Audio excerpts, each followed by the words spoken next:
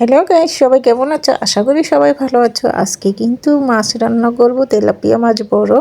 এটা রান্না করব বাটা মশলায়, খুবই মজাদার এবং খুবই লোভনীয়। খুব সহজে কিভাবে তোমরা এভাবে করে মজাদার রান্না করতে পারো, তাহলে পুরো রেসিপিটা দেখো। এখন আমার সঙ্গে থাকো। যদি স্কিপ করো তো অনেক কিছুই কিন্তু ছেড়ে যাবে। চলো পুরো রেসিপিতে চলে যাই। দেখো, আমি এখানে দেশি আলু, একদম নতুন আলুটাকে কেটে নিয়েছি, আর টমেটো, কাঁচামরিচ, ধনেপাতা সব কিছু কেটে দিয়ে পরিষ্কার করে নিয়েছি। মরিচ বাটা নিয়েছি। মাছটাকে ধুয়ে কেটে বেছে পরিষ্কার করে এক সাইডে রেখে দিলাম সম্পূর্ণ উপকরণ। এখন মাছের গায়ে নুন আর হলুদ দিয়ে ভালো করে মাছটাকে মেখে নিব। মাছটা অবশ্যই ভেজে নিব, কারণ ভেজে রান্না করলে খেতে খুবই ভালো লাগে। আর যারা ভাজা মাছ পছন্দ করে না, তারা মাছটাকে কষিয়েও রান্না করে খেতে পারো। আমি নুন হলুদটা দিয়ে মাছের গায়ে ভালো করে মেখে এক সাইডে রেখে দিলাম। রান্নার জন্য কড়াই বসে শুধু সাদা তেলটা দিয়ে দিলাম। তেলটা গরম হয়ে গিয়েছে, একটা খুসনির সাহায্যে এভাবে করে ছড়িয়ে দিচ্ছি। কড়াইটা কিন্তু ভালো করে গরম করে নেবে এবং তেলটাকে ভালো করে গরম করে নেবে, তাহলে মাছ ভাজতে খুব সহজেই উঠে যাবে, মাছটা ভেঙে যাওয়ার সম্ভাবনা থাকবে না। আমি মাছ ভাজার জন্য মাছগুলি সম্পূর্ণ তেলের মধ্যে একে একে দিয়ে দিলাম। এক পিঠ ভাজা হয়ে গেছে, মাছটাকে উল্টিয়ে দিব, আরেক পিঠ ভাজার জন্য রেডি করে দিচ্ছি। দু পিঠ মাছই আমি সেমভাবে এইভাবে করে ভেজে নিব। মাছ ভাজাটা হয়ে গিয়েছে, তুলে নিব।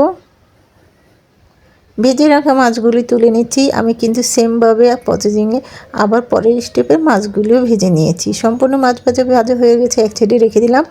এই তেলের মধ্যে তরকারিটা বসিয়ে দিব। পরিমাণ আরও তেল দিয়ে দিলাম, দিয়ে দিব কিছু পেঁয়াজ কুচি। পেঁয়াজ কুচিটাকে নেড়ে চেড়ে কিছুক্ষণ তেলের মধ্যে ভেজে নিব। কিছুক্ষণ পেঁয়াজ কুচিটাকে ভেজে নিয়েছি, খুব একটা লাল করব না, হালকা ভেজে নিব, যেহেতু তরকারি রান্না করব। দিয়ে দিলাম কোয়াটের চামচে 1 চামচ লবণ, কোয়াটের চামচের 1 চামচ হলুদের গুঁড়া, কোয়াটের চামচের কিন্তু মরিচ, আদা, রসুন বাটা একসঙ্গে বেটে নিয়েছি, একদম দিয়ে দিয়েছি কোয়াটের চামচের 1 চামচ। মশলাগুলি কিন্তু সম্পূর্ণ দিয়ে তেলের মধ্যে কিছুক্ষণ নেড়েচেড়ে এভাবে ভেজে নেব। খুব ভালো করে তেলের মধ্যে ভেজে নিয়েছি। সামান্য একটু পানি দিয়ে মশলাটাকে কষিয়ে নেব। পানিটা দিয়ে দিয়েছি, নেড়ে চেড়ে কিছুক্ষণ কষিয়ে নিয়েছি। দেখো তেলটা উপরে ভেসে আসছে। এখন আলু টমেটোগুলি দিয়ে দিব, সাথে কাঁচামরিচগুলি দিয়ে দিলাম। একসঙ্গে সব দিয়ে নেড়ে চেড়ে কিছুক্ষণ মশলার মধ্যে ভেজে কষিয়ে নিব। এভাবে করে কিন্তু কষিয়ে নিলে খেতে খুবই ভালো লাগে। নতুন আলু দিয়ে যে কোনো তরকারি রান্না করো না কেন, খেতে খুবই মজা। খুব ভালো করে নেড়ে চেড়ে দেখো কষিয়ে নিচ্ছি। কষানোর মধ্যেই কিন্তু 50% সিদ্ধ হয়ে গিয়েছে। পরিমাণ মতো ঝোল দিয়ে দিব। ঝোলের পানিটা পরিমাণ মতো দিয়ে দিলাম। এখন ভেজে রাখা মাছগুলি দিয়ে দিব। তোমরা চাইলে ঝোলের পরিমাণটা কম বেশি করতে পারবে। আর নতুন আলু দিয়ে তরকারি রান্না করলে খেলে কিন্তু পাতলা ঝোল রাখলে খেতে খুবই ভালো লাগে। এখন ভেজে রাখা মাছগুলি দিয়ে দিচ্ছি। একে একে সম্পূর্ণ মাছ ভাজাগুলি চুলের মধ্যে ঝোলের পানিতে দিয়ে দিলাম। কিছুক্ষণ নেড়ে চেড়ে দিলাম একটু আলতো করে। বলক আসা পর্যন্ত অপেক্ষা করব। বলকটা কিন্তু চলে আসছে, আবার একটু আলতো করে নেড়ে চেড়ে দিব। এখন আর কিন্তু রান্না করতে খুব একটা সময় নেবে না, কারণ আমি তো আগে থেকেই 50% সিদ্ধ করে নিয়েছি, সম্পূর্ণ মশলাগুলিতে ভেজে নিয়েছি। দমে রান্না করব 10 মিনিট। 10 মিনিট পরে ঢাকনাটা তুলে আবারও একটু আলতো করে নেড়ে চেড়ে মিশিয়ে নেব। দেখো রান্নাটা হয়ে গিয়েছে পরে। তোমরা চাইলে কিন্তু ঝোল আরও কম রাখতে পারো, আবার বেশিও রাখতে পারো, কোনো সমস্যা নেই। আমি কিন্তু রান্না হয়ে গিয়েছে। ধনেপাতা কুচি ছড়িয়ে দিচ্ছে। ধনেপাতা কুচিটা দিয়ে আবার একটু আলতো করে নেড়েচেড়ে মিশিয়ে নিব।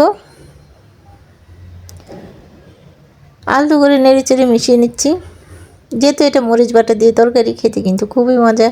আর বাটা মশলার তরকারি খেতে অন্যরকম একটা ফিলিংস আসে, খেতে অসাধারণই লাগে সত্যি। ধনেপাতা কুচিটা ছড়িয়ে দিয়েছি, নেড়েচেড়ে আলতো করে মিশিয়ে নিয়েছি। চুলাটা কিন্তু অফ করে দিয়েছি। চুলা থেকে তরকারিটাকে এখন নামিয়ে নেব। চুলা থেকে তরকারিটাকে নামিয়ে নিয়েছি। একটু মিশ্রণ বলে বেড়ে দেখাচ্ছি কতটা সুন্দর এবং লোভনীয় হয়েছে। বাটা মরিচের তরকারি খেতে খুবই মজা, আর এইভাবে রান্না করলে তো খুবই লোভনীয় লাগছে।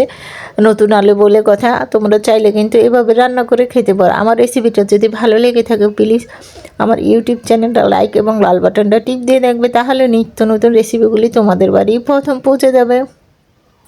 এই তরকারিটা খেতে গরম ভাত ঠান্ডা ভাত যেটা দিয়ে খাও কিন্তু খুবই মজা এবং খুবই লোভনীয় রেসিপিটা। আজকের মতো এ পর্যন্তই। আল্লাহ হাফেজ। সবাই ভালো থাকবে, সুস্থ থাকবে, নিরাপদ থাকবে।